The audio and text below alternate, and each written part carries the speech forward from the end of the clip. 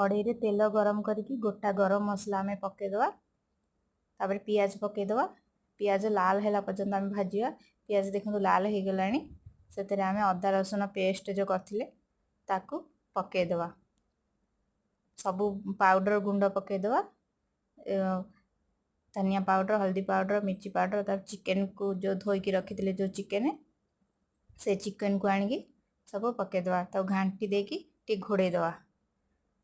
तादर कहीं पानी बाहर ना देखो केते सुंदर देखा पूरा पानी बाहर पूरा कषि हो गला चिकेन तादेह आम पानी देदेवा जी आपण ग्रेवी रखिए से अनुसार आपण पानी देवे मत जेहेतु चकुली पिठार खायार अच्छे मुझे बेसी रखिली देखो आम चिकेन फुटी गला आ धनिया से पकईदे